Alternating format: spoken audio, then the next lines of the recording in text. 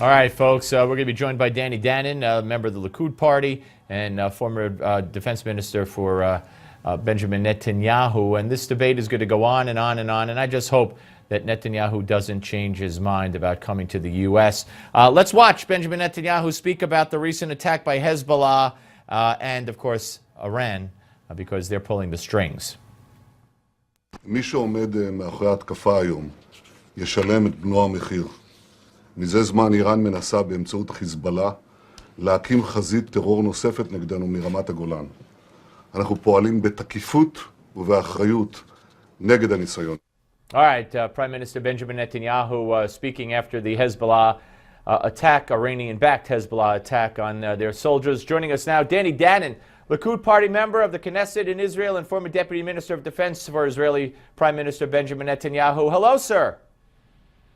Hello, Steve. It's great to speak with you again. Great to talk to you. Thank you very much. All right, let's start at the beginning here. And first, let's talk about what's the reaction in Israel to the way to the reaction here by the administration in response to the March 3rd address that the Prime Minister will be making before the Congress.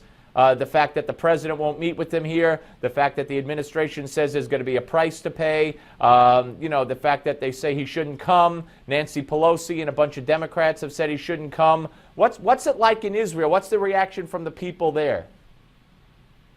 Steve, here in Israel we have a recess before the elections, but we know that our enemies are not in recess.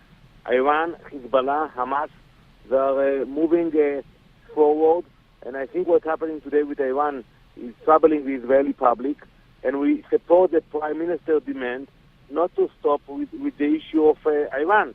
And we have to continue, even if it means that he needs to come to Washington, D.C. and to speak about that. This is the right thing to do. We cannot say, let's wait after the elections and come back in June or May. It is too long to wait. We don't want to wake up one morning and to understand that Iran became nuclear under the administration and under our government.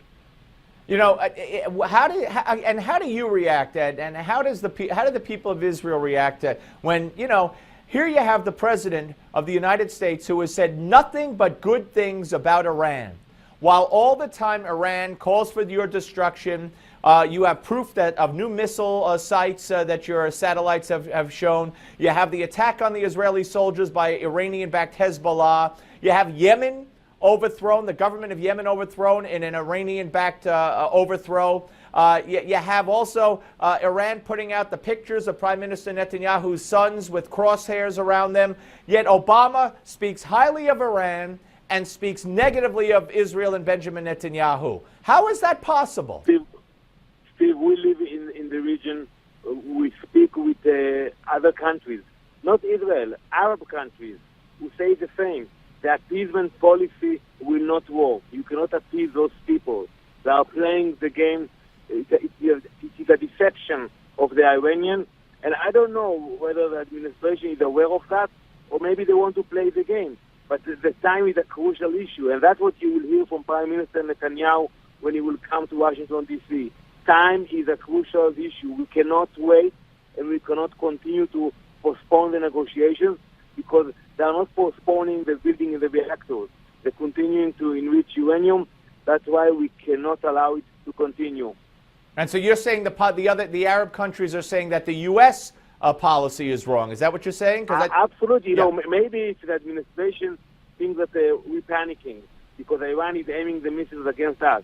But they should speak with the Saudis, with the Jordanians, with the Egyptians. They will hear the same voices. Something must be done and stop with that appeasement policy. It will not work.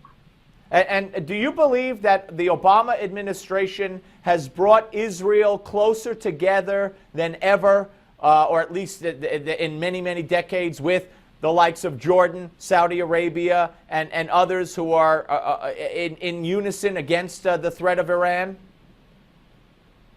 You will not hear it publicly, but I can tell you that when we speak with our Arab neighbors, the first issue that is being discussed on the agenda is the Iranian threat. So it is a threat not only for Israel, it is a threat to the Sunnis who live in the region, and they understand that the Iranians will not stop. They will continue to send their troops. It can be Hezbollah, it can be Hamas, it can be other forces. I don't know if you're following what's happening today in Sinai, in Egypt, but the Iranians are sending their troops and their funds all over the region.